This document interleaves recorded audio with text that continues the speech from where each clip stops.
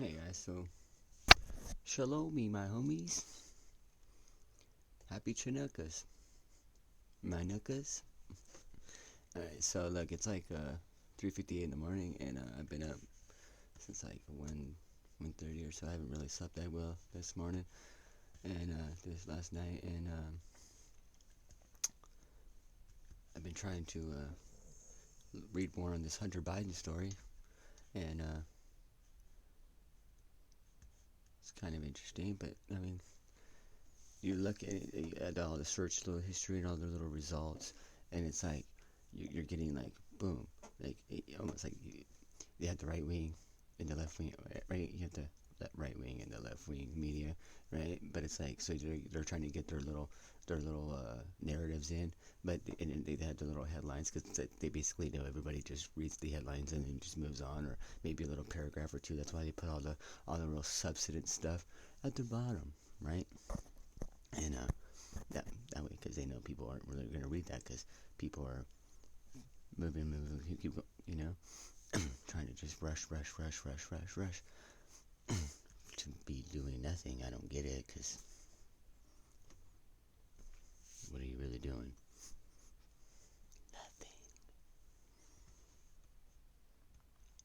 Nothing. And the New York Post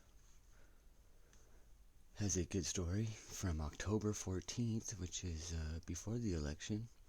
And Smoking Gun is the headline. Smoking Gun email reveals how Hunter Biden introduced Ukrainian businessmen to VP dad. And just so everybody knows, Ukraine is pretty much Russia. It's the same thing. Okay? It's like Hong Kong to China, right? Or it's like Taiwan to China, right? It's basically the same thing. Nobody, I mean, we all act like it's not, but we all know it's basically the same thing. I mean, Ukraine pretty much speak Russian too, right? So, I mean, they got their independent, but and they still, come on, we know. Anyway, um, I'll read this article because it's trying to like a couple times it's kind of like stopped and stuff and boop can't something happened can't load this page, so I'm recording this right now just so I can get it out there in case anything happens, or in case the big techs like to censor this too, like they did with all the other stuff to help Biden get across, Biden and Kamala get across the finish line, which is pretty much what they did. And now that they did that and they knew about Biden's mental health decline, they knew about Hunter Biden's crackhead and zero experience and mishandling and sketchiness and Bobby the Big Robbie, because he likes to hide money and take things and, not pay people like his baby's mamas, his mistresses, his wives, his children, his dad, the tax man, and anybody but himself. I mean, he's really just kind of like his dad, right? Narcissist, right? All about me, and not the we. And so, anyway, so Hunter Biden introduced his father,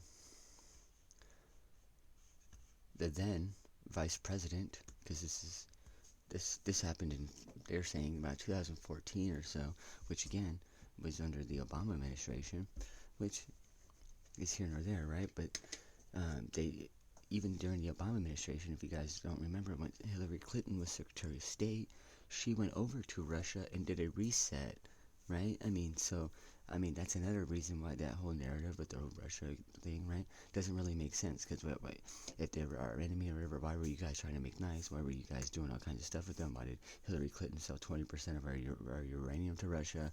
Like, you know what I mean? Like, a lot of this stuff doesn't really add up if you're think about it for just a little second. But when they just go, hey, you're on our side though, right? Well, we're doing the right thing, and if you don't believe us, then you're on their side, and their side's the wrong side. So I mean, come on now. So and that's how they do that, and that's why they're trying to rush this in too, so that people don't get all the information. Or if you do, if they do rush it all in, and everything happens, right? And then you do find out later, it's already too late, and that's kind of what they're doing now. Like how big tech censored the Hunter Biden laptop from Hell Story, and now the dude, that the laptop guy is getting death threats. There was I saw a story right here when I was looking at this stuff up that allegedly there was like a report that he might have been dead, like a dead hoax or whatever. And then I saw a headline thing where it said, "Yo, don't worry, he's still alive." So I mean, it's getting kind of weird. This thing is getting kind of weird. It's almost like um, 2016 all over again, right?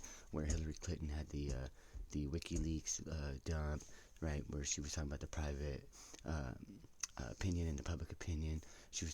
They were talking about how they were having all these deals and everything else, right? Where they robbed Haiti. I mean, where they were investing in with the King of Morocco and all this other kind of stuff, right? So I mean, we do know that there is this kind of stuff. This kind of stuff does kind of happen, but the fact that they kind of hide it, that they're denying it, that they're trying to justify, minimize, rationalize it in a different kind of a light, that's where gets wrong. It's, you know what I mean? Like, we understand that lobbyists, that stuff happens. We do understand that some of this stuff might not be legally wrong or unlawful, but it's unmoral, unethical, and just not in a good light. You know what I mean? And that's why deep down inside they're unable to come out and just say it like how we're talking right now, because deep down inside the subconscious and the conscious is battling with telling the truth or telling a lie or whatever, and that's what it is. It's that constant little battle. And that's why they're hiding and having surrogates come out, and it's not really doing that good of a job. And then you have Biden going on Stephen Colbert Report, which, I mean, this is something very serious. This isn't like, you know,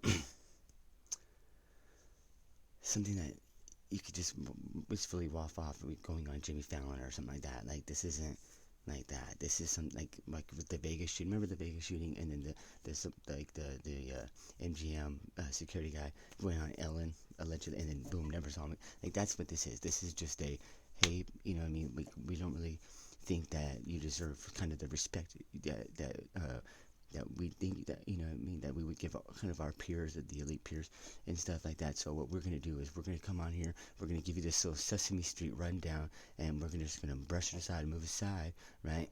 And that's wrong. That's not right.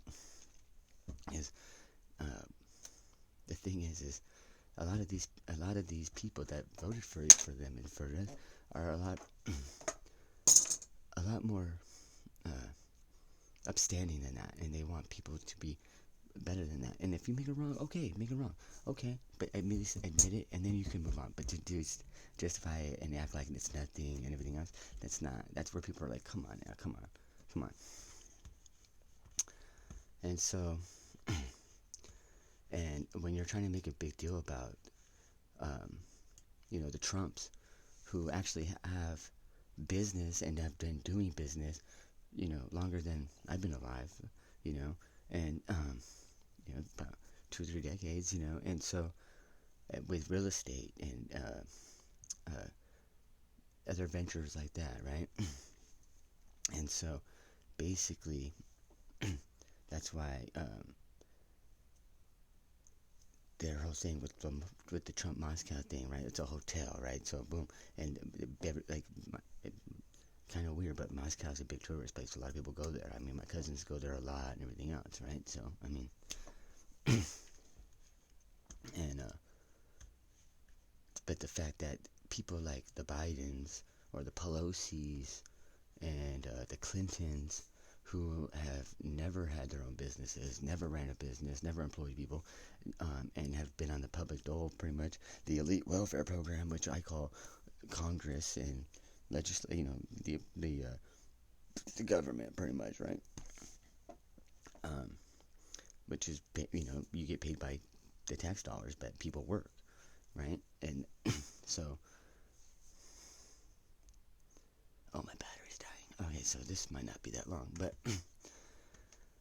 so that's really, so basically, when you are a politician, your whole thing is, if you know, and the thing that you'll be selling is influence or perversion or subversion of the law, right? You know, getting people some privileges, or looking another way, or whatever, you know, stuff like that.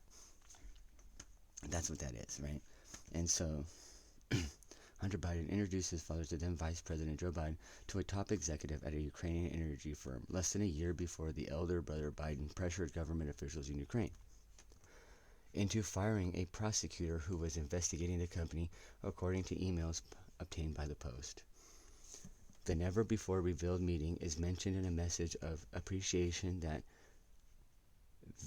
Vidam Porzaki, I can't really say those words, the Russian is a little hard for me, an advisor to the board of Burisma, allegedly sent Hunter Biden on April 17, 2015, about a year after Hunter joined the Burisma board at a reported salary of up to $50,000 a month. Nice. Dear Hunter, thank you for inviting me to DC and giving an opportunity to meet your father and spend some time together. It's really an honor and pleasure. The email reads, an earlier email from May 2014 also shows that Porzaki reported Burisma's number 3 executive asking Hunter for advice on how you could use your influence on the company's behalf. The Blockbuster's correspondence, which flies in the face of Joe Biden's claims that he's never spoken to my son about his overseas business dealings, is contained in a massive trove of data recovered from a laptop computer.